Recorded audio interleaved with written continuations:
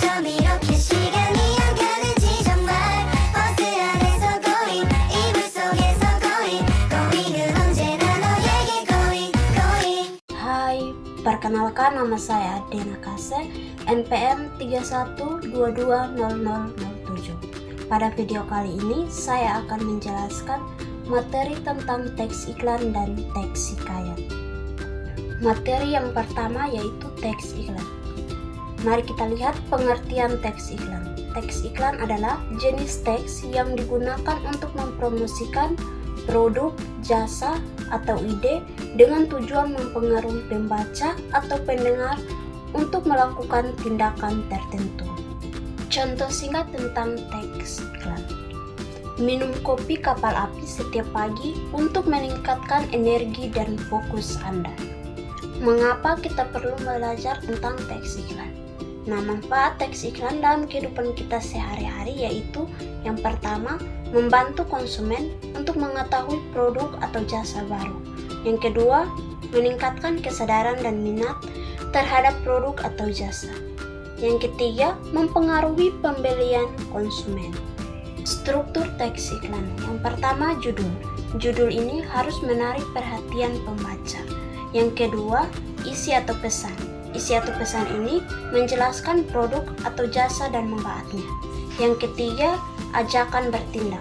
Mengajak pembaca untuk melakukan tindakan tertentu.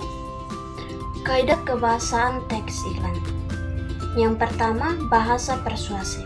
Iklan menggunakan bahasa yang persuasif untuk mempengaruhi pembaca atau pendengar. Yang kedua, singkat dan jelas. Kalimat iklan harus singkat dan jelas agar mudah dipahami. Yang ketiga, kata-kata kunci. Iklan menggunakan kata-kata kunci yang relevan dengan produk atau jasa untuk meningkatkan kesadaran dan minat. Yang keempat, bahasa figuratif. Iklan sering menggunakan bahasa figuratif seperti metafora, simile, dan hiperbola untuk membuat pesan lebih menarik. Yang kelima, emosi. Iklan menggunakan emosi untuk mempengaruhi pembaca atau pendengar dan membuat mereka lebih terhubung dengan produk atau jasa. Yang keenam, ajakan bertindak. Iklan harus memiliki ajakan yang jelas untuk memotivasi pembaca atau pendengar melakukan tindakan tertentu. Yang ketujuh, konsistensi. Iklan harus konsisten dalam menggunakan bahasa dan gaya untuk membangun identitas merek. Materi yang kedua yaitu teks hikayat.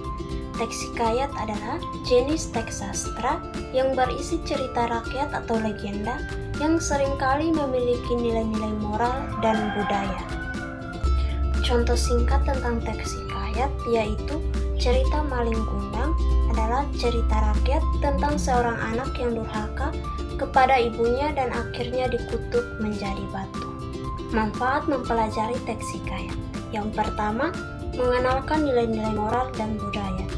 Yang kedua, meningkatkan kesadaran akan pentingnya menghormati orang tua dan tradisi. Yang ketiga, mengembangkan imajinasi dan kreativitas.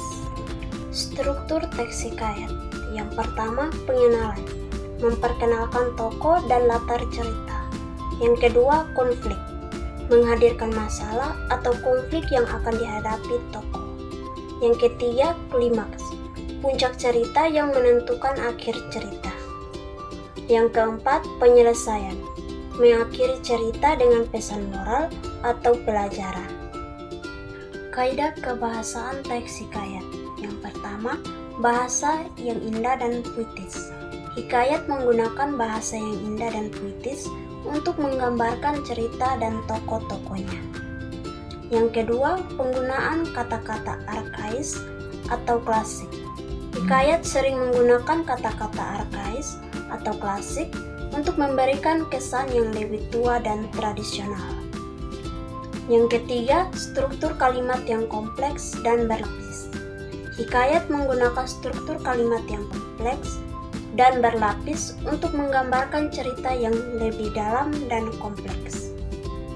Yang keempat, penggunaan majas. Hikayat menggunakan majas seperti metafora, simile, dan personifikasi untuk menggambarkan tokoh, latar, dan peristiwa yang lebih hidup.